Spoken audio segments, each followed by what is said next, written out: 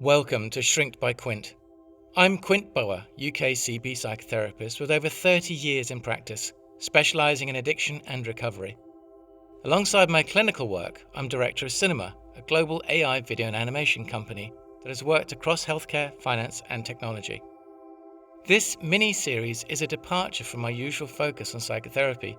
I want to explore how artificial intelligence is reshaping healthcare, sometimes in ways that are dazzling, sometimes in ways that are troubling. Today, we're looking at what happens when AI enters the hospital. Imagine a radiology department late at night. A machine scans hundreds, if not thousands, of chest X-rays in the time it would take a human doctor to examine just one. Shadows that could be cancerous are flagged instantly. Potentially, lives are saved. That's the promise of AI in hospitals. Diagnosis at speed, accuracy at scale. But here's the tension. A hospital isn't a factory line. Patients aren't data points. And if we confuse efficiency with care, something vital is lost. AI can certainly make hospitals faster. The danger is, it makes them colder. AI thrives on patterns. With enough data, it sees things humans can't. Microfractures, faint lesions, statistical risks invisible to the eye. This makes it a powerful ally in diagnostics. The World Health Organization estimates we'll be short nearly 15 million healthcare workers by 2030. In that context, AI isn't just desirable, it may be necessary. Faster diagnosis can mean earlier treatment. Earlier treatment often means better outcomes. At Cinema, we've helped to explain these innovations for hospitals and medical companies.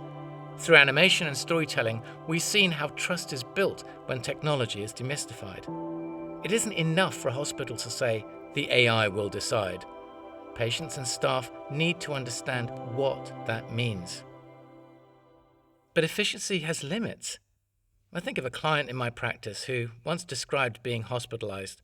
What stayed with her wasn't the diagnosis itself. It was the nurse who held her hand while she cried.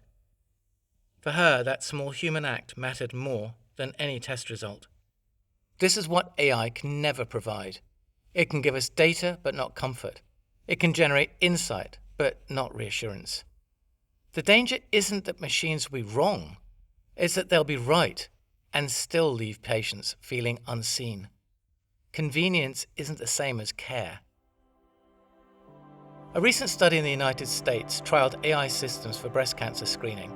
The technology outperformed many radiologists. But when patients were told their results by a rush doctor, one who simply said, "The computer flagged this as suspicious," the women didn't feel reassured.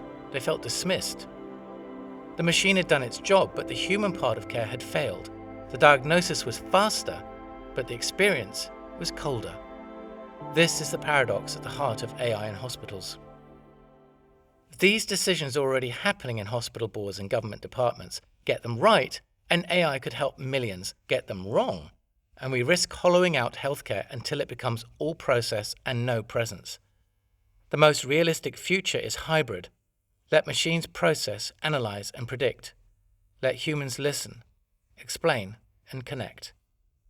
From my vantage point in psychotherapy, in my work in cinema, and in sectors like finance and technology where AI has already taken hold, the lesson is always the same. Innovation is seductive.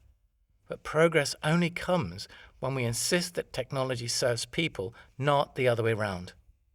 The future of hospitals isn't human or machine. It's hybrid. You've been listening to Shrink by Quint. I'm Quint Bower, psychotherapist, consultant, and director of Cinema, where we specialize in AI and animation for the medical sector. And this episode is part of my mini-series on AI in healthcare. For companion articles and more reflections, visit quintbower.com.